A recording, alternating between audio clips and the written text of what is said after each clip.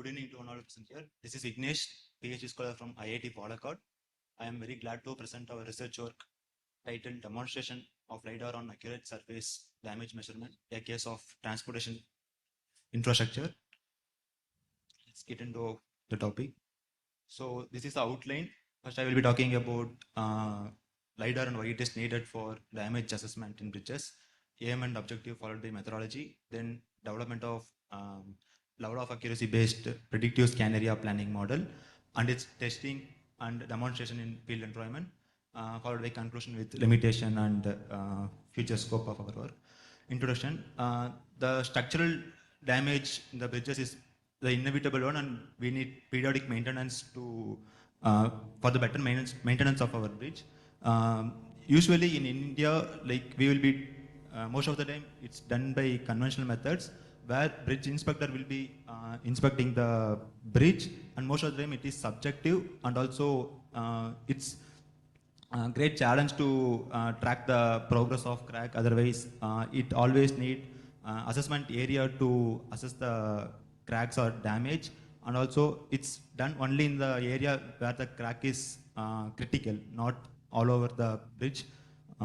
So hence we adopted technology which is LiDAR. We used TLS for performing our work. So it will be scanning 300 degree in vertical plane and 360 degree in horizontal plane. This is the point load of bridge which was taken from literature. So let's see how it works. And so like this is the, let's say the pink color is a plane which has some damage, and this is a LiDAR placed at a distance of d. Using basic physics concept, it will be calculating the distance between scanner and the surface by calculating the time. And this XYZ is the Cartesian coordinates of the point. So here we are interested in accessing the damage which is in mm level. So we need point load data which is which the points, like we need the point load data with accuracy in mm level. So before that we need to consider the factors which is affecting the interpoint spacing of the point load. There are some factors like atmospheric condition, object surface properties, if it is reflective or else the environment is dark or not. Then characteristic of the scanner, then comes the scanner position, which is the only factor which can be controlled by the field surveyor or else operator. So to do so, like we perform the task called scan area planning to locate the TLS at a position to capture the whole, that is to capture as much as possible and also at desired accuracy. So our overall aim is to accurately assess the damage on the surface of the bridge using TLS, and our objective is to develop mathematical model to analyze the variation of point load density and to validate the same in lab and field environment. So this is our methodology. First we took the common shapes of the structural member, and we finalized we have to do with rectangular and circular one. So these are the factors. As I told, distance between scanner and the scanning surface plays a major role. So we did some mathematical modeling and analyze. Then we validated the same in lab environment and field experiment. Let's see about scan area planning. So let's conduct.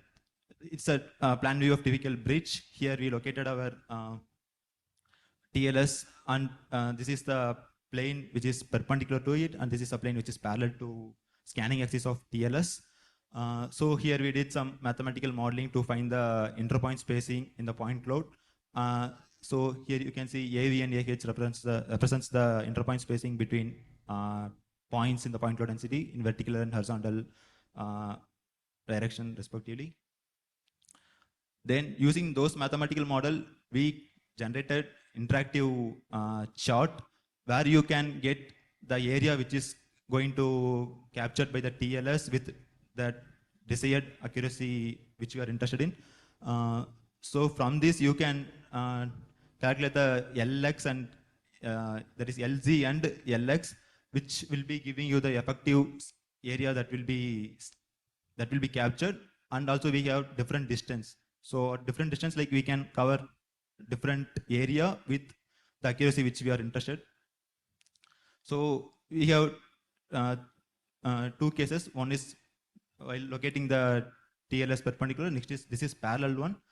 Here too we did some mathematical analysis, and we developed the same interactive chart.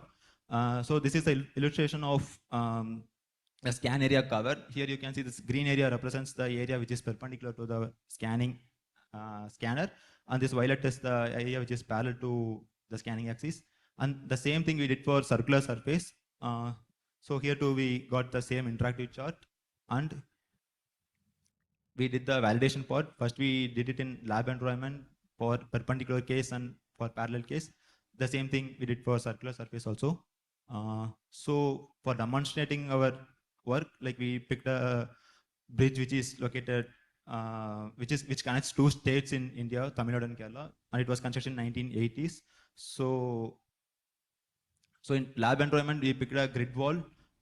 So here we did the scanning, and here you can see the value. This thing represents the calculated value from our model, and this is the value from point cloud data. Here you can see the variation is very minimal. Same thing we did for circular surface, and yeah, this is the field experiment data. In field experiment, we did two things, like we have verified the variation of interpoint spacing, and also we validated the accuracy of the crack widths. So this is the perpendicular case and this is a parallel. Then yeah, here you can see the variation between our model's value and the value from point cloud density is very minimal for the case of perpendicular. And same thing for before that, like we did the validation. We measure the crack using vernier scale, and this is the value. This is the width of the crack measured using vernier scale, and this is the width measured from point cloud data. So here you can see the difference is very minimal, and it's in fraction of mm. The same thing we did it for parallel case, and here you can see the variation, but it is little higher than the perpendicular case. Yeah, here also we did the validation for the accuracy of crack width.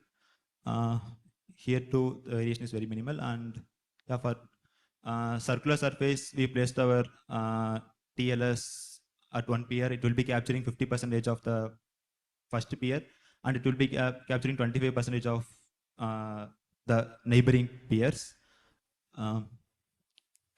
Here too we did the same thing, and here too we got the very minimal difference between the measured value and the calculated value.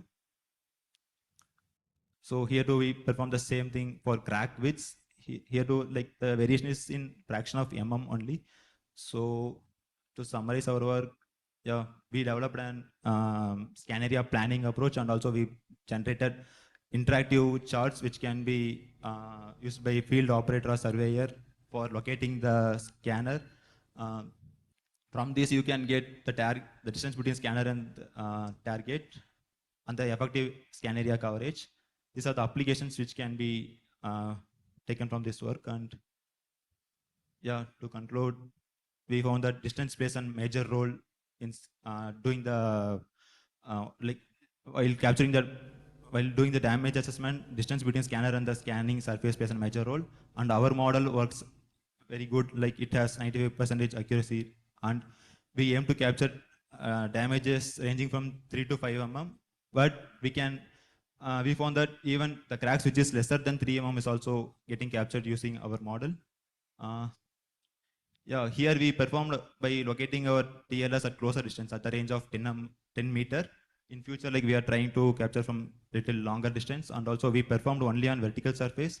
Right now we are trying to do the same in horizontal surface. These are the reference. Yeah, thank you.